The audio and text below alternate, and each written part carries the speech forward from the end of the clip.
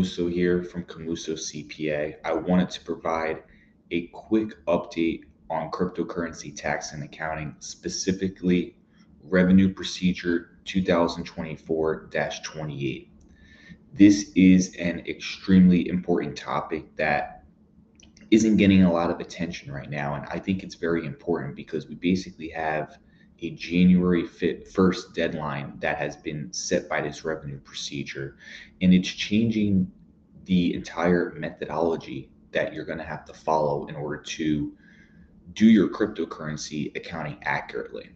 So, to briefly explain this, as it stands before this revenue procedure, most softwares, most taxpayers, even most CPA firms are doing the accounting on what's called a universal basis.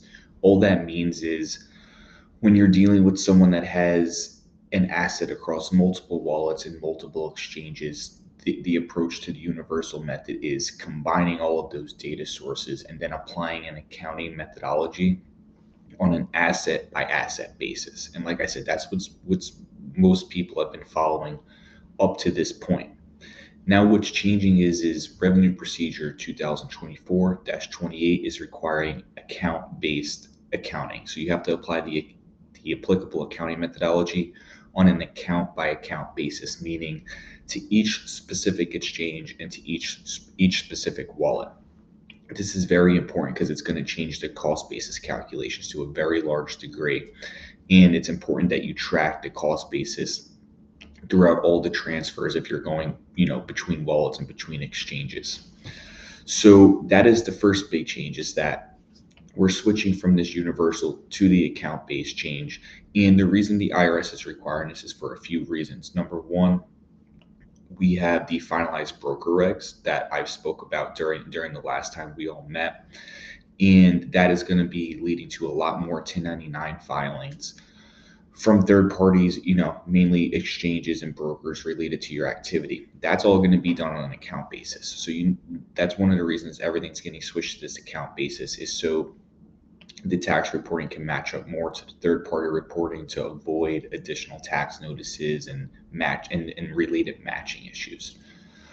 Additionally, one thing that I've highlighted for years that I think I even discussed during one of our last meetings is that the accounting methods were being applied incorrectly by taxpayers, and the IRS has acknowledged this.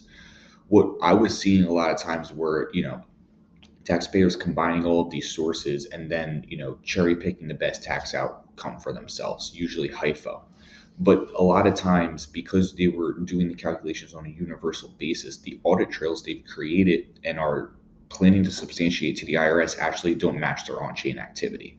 You may have combined 6 or 7 exchanges and wallets together where you purchased Ethereum, and for an Ethereum sale on Binance, a cost got assigned to it from Coinbase because that was the highest cost for that particular sale, but possibly that transfer from Coinbase to Binance never really took place. So this isn't going to be acceptable going forward. That's why we're going to have to go on this account basis. Additionally, on top of that, we're going to have to also now leave standing orders with brokers and document these standing orders in non-custodial wallets. So standing orders are going to be your instructions on how to apply an accounting methodology, and this could be done on an asset by asset basis. So after January 1st, 2025, if you don't leave standing orders with brokers, if you don't document them for your non-custodial wallets, you're gonna get defaulted to FIFO. If you do leave standing orders, you can reach out to your brokers and we can document this in your non-custodial wallets. We can start to use other accounting methods such as HIFO and other accounting methods that we can apply on an account by account basis. So, the long and short of Revenue Procedure 2024-28 is going to require you to change your accounting method and switch to an account-based method from a universal method. And then the other big item is that you're going to have to leave standing orders dictating your accounting methodology to all centralized brokers, and you're going to have to follow the prescribed steps to document this accounting methodology for your non-custodial wallets.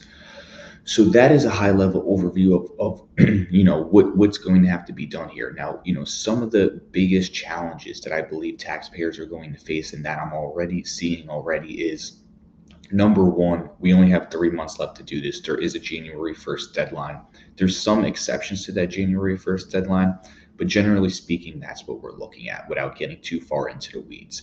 So all these allocations, these standing orders, all these steps should be taken by January 1st with some exceptions. So number one is that, this is very time sensitive in nature. The other issue is going to be related to the accuracy of your previous accounting. In order to properly do these allocations, you're going to have your ending cost basis accurately calculated for a given period, and then you're going to have to take a snapshot of your account-based holdings, wallet to wallet, account to account, and then allocate those calculated cost basis to those actual holdings on a per wallet basis. What I've seen a lot in my practice at Camuso CPA throughout all of these years is that when people are self-performing the calculations, or oftentimes even when they're working with other firms, they're not verifying their ending cost basis calculations. They're not taking those calculated ending cost basis, ending closing position calculations, and comparing them to their actual holdings across exchanges and across wallets. And these inaccuracies can, continue to flow through into subsequent years. But this is going to come at a head now, because when you go to do these allocations, if your ending cost basis is calculated incorrectly, you're going to be stuck with having to go back and reconcile those inaccuracies, which can take a lot of time, especially if you're going to have to go back through several tax years. So that's another big issue that you may be facing when you're working on these allocations over the next couple months is your ending cost basis data accurate? Because that's really your starting point for the whole allocation process.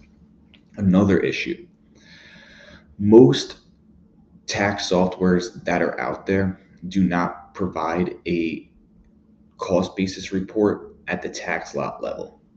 That's really what you need to do these allocations, is a detailed ending cost basis report at the tax lot level. By the tax lot level, what I mean is, if you've been purchasing Ethereum once a month for the last 2 years, you need a report that's showing the Ethereum that you're holding with each one of those purchase dates, each one of those respective purchase prices. Now, most softwares are going to just give you a summary of your ending holdings rather than that tax lot level report. This is going to be an issue because now you're handcuffed. You're not going to be able to do the allocations unless you get some software update and they're able to do the calculations based off of the data that they've kept captive throughout these years. So another big issue is, does the software you're using provide a detailed ending cost basis report? Now at Camuso CPA, we're software agnostic, so we can work across any of these softwares because we have the core skill of reading transactions on the Block Explorer and tracking and tracing transactions, along with the fundamental accounting skills. So we can really work in any of these softwares and assist you with these calculations. But our firm also has our own proprietary workflow where, to our clients that use our workflow rather than another software, we're able to provide you with those tax lot level cost basis reports. And that's been a practice at my firm now for close to a decade, because I have foreseen this issue over the years that's now coming to a head with Revenue Procedure 2024-28. So if you're using, most of these softwares that are out there, you may run into this issue where you don't have that detailed tax lot level report. And, the solution for that is either to rework your accounting in a way where you can get that detailed tax lot level report, or you're going to have to basically just see what the outcome is with this software that you're kind of captive on at this point. So that is sort of, a high level overview to try to keep this brief of Revenue Procedure 2024-28. You're going to need to update all of your accounting from a universal to an account-based methodology, and you're going to have to follow the allocation method that's prescribed in that revenue procedure with the deadline of January 1st, 2025. Additionally, you're going to have to leave standing orders with your brokers and document standing orders in non-custodial wallets that dictate the accounting methodology on an account by account basis by that same deadline. So if you have any questions regarding this, or if you want to speak to me regarding this further, or even look at working with my firm on this, feel free to reach out to me directly at camusocpa.com, and I'd be more than happy to set a time to speak down and discuss your specific fact pattern in detail.